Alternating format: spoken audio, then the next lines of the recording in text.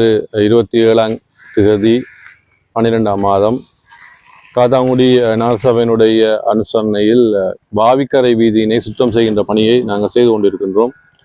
குறிப்பாக 4 வட்டாரங்கள் அடங்குகின்ற இந்த வாவிக்கரை வீதியில் எங்களுடைய இந்த வட்டாரத்துக்கு பொறுப்பான சகல உறுப்பினர்களும் இங்கு சமம் தந்திருக்கின்றார்கள். எங்களுடைய நகரசபையினுடைய ஊழியர்கள், அதே போன்று வாகனங்கள், அதே போன்று சுத்திகரிப்பு தொழிலாளருடைய அனுசரணையோடு முழுமையான வேலைகள் நடந்து கொண்டிருக்கின்றன.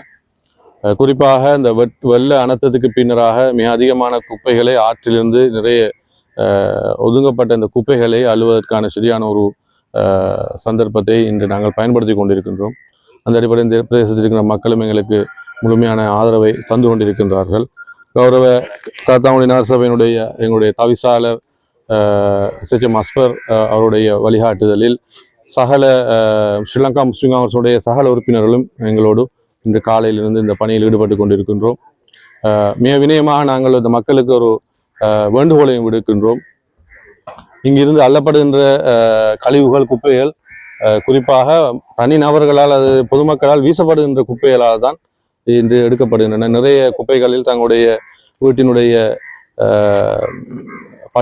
மின்சார அல்லது ஒரு பில் கொப்பீஸ் இருக்குது. அதே மாதிரி நிறைய போடக்கூடாத கழிவுகளும் அந்த பார்சலில் இருக்கிறாவே தயவு செய்து பொதுமக்கள் நீங்கள் இனிமேல் உரிய இடங்களுக்கு அந்த குப்பைகளை சென்று கொட்டுங்கள். அதே போன்று காத்தாங்குடிக்கு நகரசபை பயன்படுத்துகிற அந்த குப்பை கொட்டுகின்ற அந்த இடத்தில் நேரடியாகவும் கொண்டு கொட்டலாம் என்கின்றது பல முறை நாங்கள் நகரசபையால் அறிவித்திருக்கின்றோம்.